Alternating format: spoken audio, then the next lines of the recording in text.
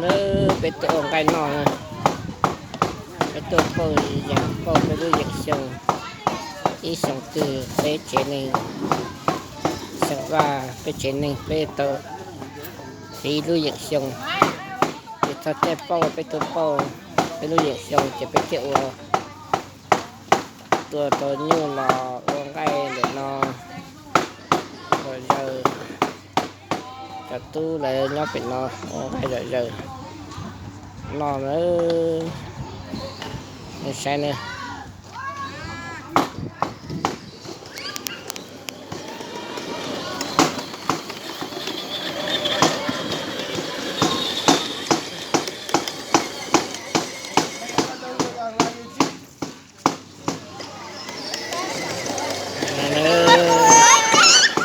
cái nhà cái chuyện nó là cái tu trong cái mong kể nó cái chuyện từ lò cái tờ phí nuôi养xong phí nuôi养xong cái cho này và trái bao thì bao số để ta chỉ nó cho với trái bao là chỉ cái tờ bao cái nuôi养xong thì cái tôi như là uống cái này nó ta tạo uống cái rồi xong cái rồi vô hậu cái nó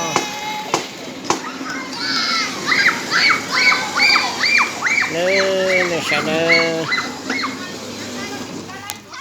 ai đã đào hậu bị nào giờ tụi con này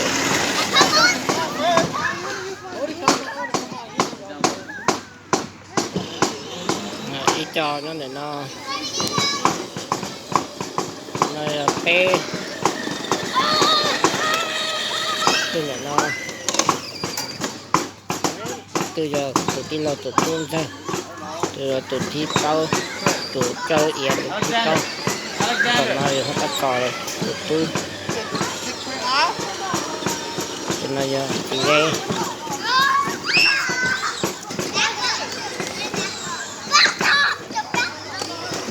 cho con này chẳng phá nhưng còn nó rồi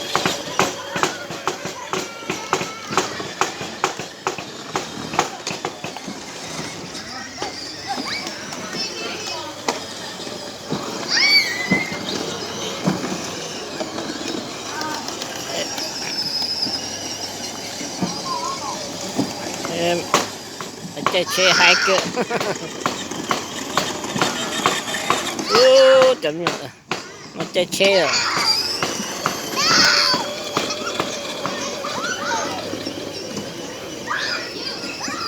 chơi đây mà chơi to luôn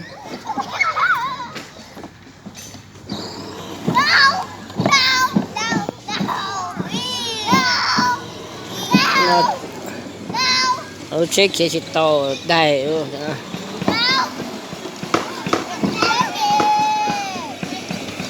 nếu nó chơi tụt nếu chơi ai là nó lúc mà thấy kia rồi tôi dân nó luôn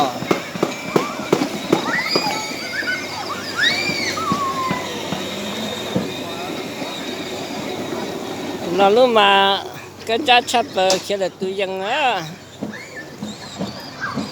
mà tôi là nó lúc chỉ đi vấn đề chia rồi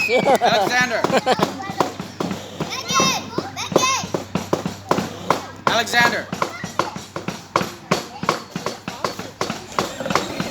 Sao có thể ta xin nó cái từ từ lọt cho nó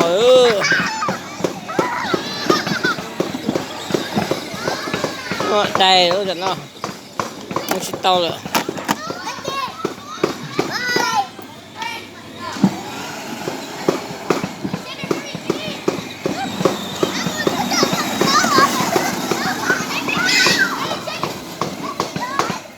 nó luôn mà kinh sắp ai nào luôn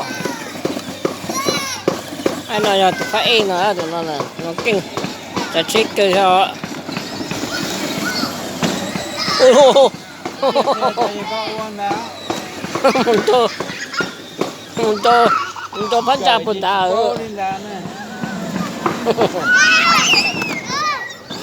Now put him in there while he's eating an apple. He's cold. Common sense.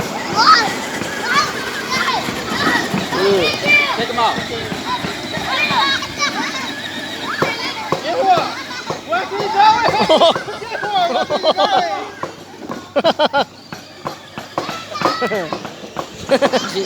chỉ sẽ kể mình đâu lỡ có chỉ cho trả chế mình đâu lỡ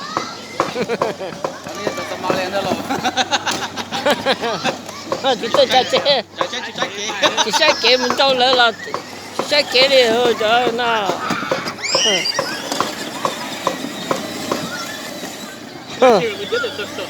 bán là nó nút trên đây nè khó là cán nè rồi Also drug last year. This year there's no more getting drunk.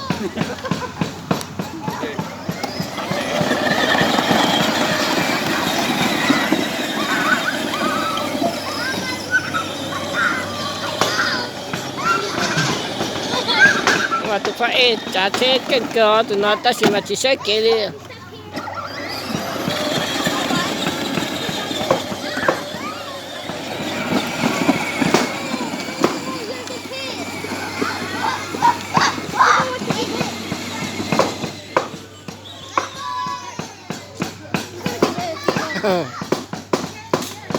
nếu mà tiền nên trả chỉ lại để có cá đà thôi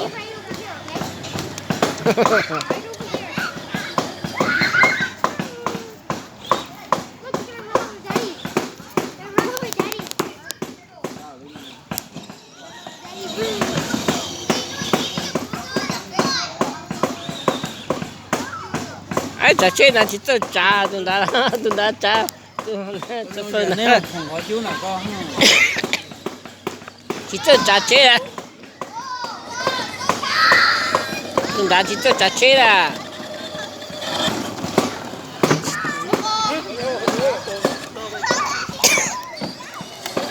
chỉ cho lấy chơi à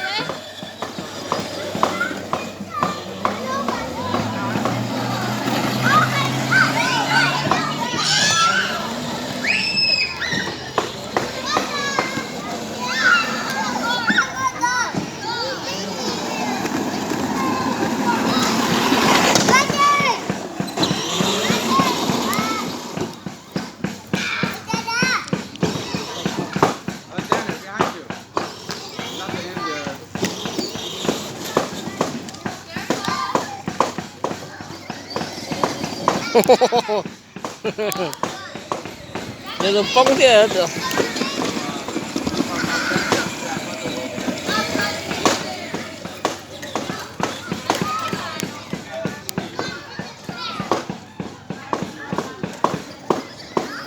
sai nữa là trả chơi hai cần rồi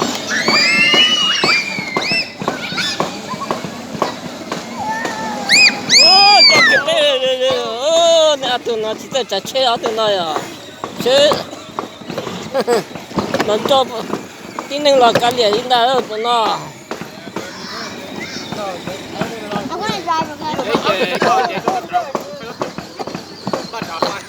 tụi nó chỉ tới trả chơi nó khó là tao là sinh chơi thôi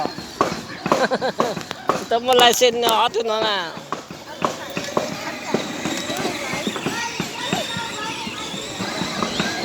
Ủa? Chúng ta lại xem trả chế rồi. Bây giờ, nếu chúng ta lại xem trả chế rồi, không chứ, tôi chỉ lại tiền từng tiết cụ đã thôi.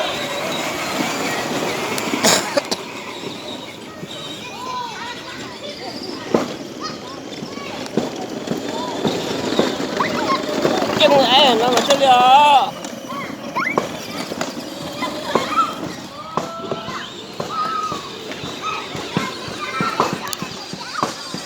Tụi chỉ muốn lại xem tụi nó trả chế hả?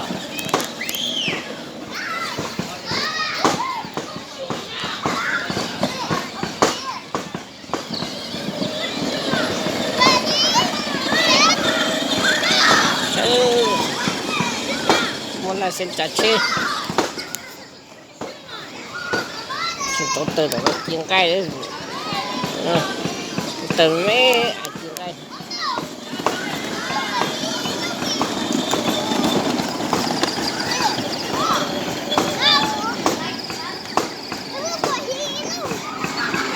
Sao cái chân hả? Hả? What are you doing? You picture. You see? Yeah. Don't let him go over there.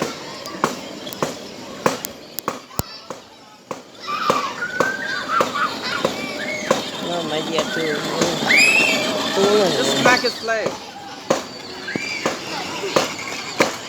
One time, dude, not multiple times.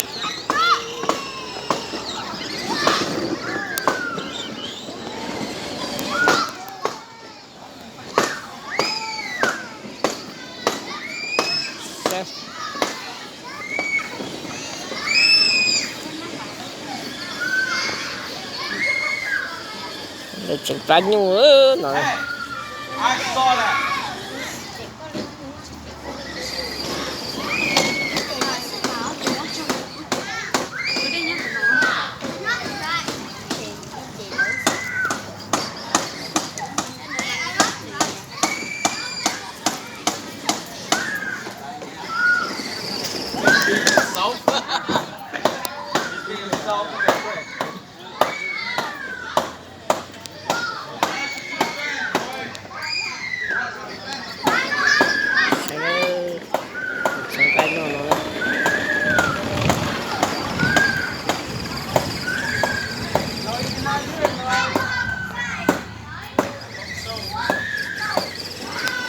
Cho nên là xe thì nó sẽ nó